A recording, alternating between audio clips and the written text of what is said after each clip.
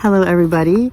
It is quite cold today with some wind, so I hope you are staying warm wherever you're at. Today I would like to share with you what lamb's ear looks like in the winter, especially if you are new to growing lamb's ear for the first time and you're going through the first season with them in the winter. So I live in zone 8A in the south. We get regular rainfall, we get humidity, clay soil, intense heat during the summer, and I don't know if I said humidity. So we have all of that. So if you are in the same growing zone and same growing condition as me, your lamb's ears will likely look like what my lamb's ears look like right now. All of them are pretty much out in the open environment, not a lot of protections from trees and other plants. So with that, let me go ahead and turn the camera around and show you what they all look like right now. All right, let's give you an overview. So there's that side, and these are the ones on this side. These are fairly new, the ones that have bigger leaves. They were transplanted less than a year ago. So you can see that most of the leaves on this one are intact, but you can also see that it does have some dieback right there. These were newly transplanted also. This was the bigger clump, older clump, and these are the one. This is the clump that I pruned back, I believe, maybe late summer. And you can see there are newer leaves, some dieback here, but overall this is what you expect to see, at least in my zone here. For the most part, this is what they are looking like right now.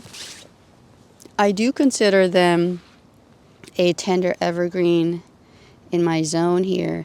Now, even though they go down to zone 4, the foliage is susceptible to like extreme heat, and I would think that it's too extreme cold as well.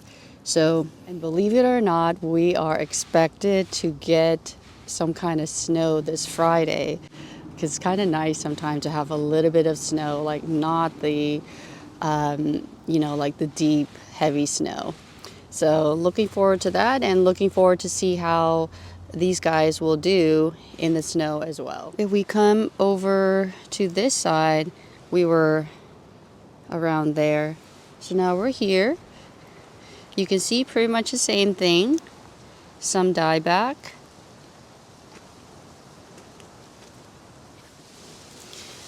You can see that the larger leaves are more susceptible than the smaller, newer leaves. Here's a bigger leaf. So the smaller leaves are doing much better. All right, let's head over to the front garden where I have two patches or two sections of the garden where there are more lamb's ears growing. Like a whole bunch of them is what I mean. All right, so here's a patch right here, and there's a patch up ahead. So just looking at this section right here, they look pretty much the same as the ones that were shown previously. So they are going through the same condition, the same environmental stress as the ones in the back.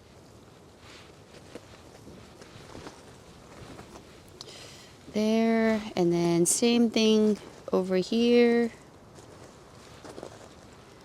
All right, let me show you the very last section of the garden with the lamb's ears. All right, so I have a clump right there.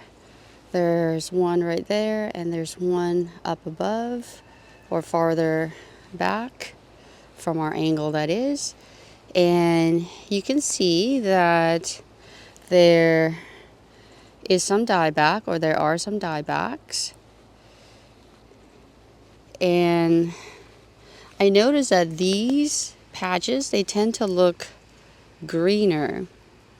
And I am thinking the reason that is because maybe the stems are closer, such as right here. You can see the stems are closer apart, or the plants, like, more than one plant is closer apart, closer together. And because of that, they're able to help one another to, stay warm. Because this part of the garden is out in the open as well. The only thing separating this from the other two is that this one is more on a slope, these patches, but this one is on the bottom of the slope. The other difference that I could tell is that the stems, or the different plants, they look to be, more in a circular way. So there are more of them closer together to kind of help protect one another. So that's the only thing I could think of. But you can see that there are definitely some foliage that have died back as well.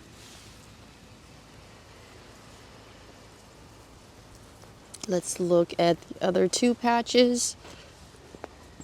All of them together seem to have more green foliage, but there are some dieback leaves.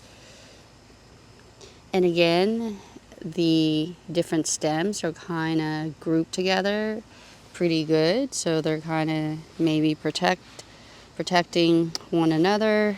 Same thing on this side, because they're closer together. Somehow they seem to protect one another pretty good. So as you can see, you can expect some dieback of the foliage of the lamb's ears during the winter. So far in my zone here, it's been in the 20s.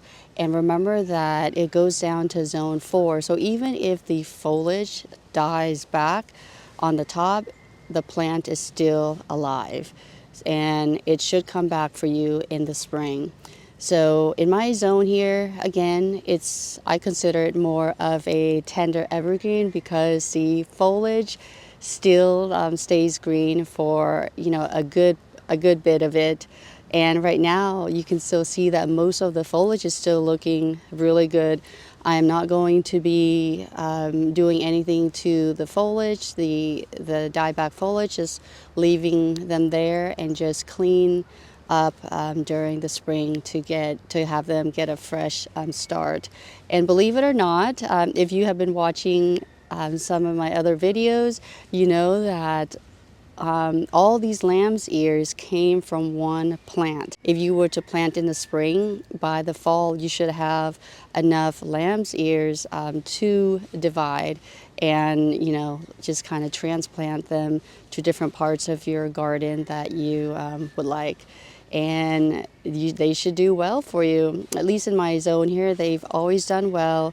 They are a go-to plant for me to act as a good ground cover to suppress weeds and give a nice accent to like the border or like at the corner. It seems like if you have the lamb's ears, if the stems are very close together, they kind of help one another. They kind of like huddle together and protect one another. So you might have less dieback that way.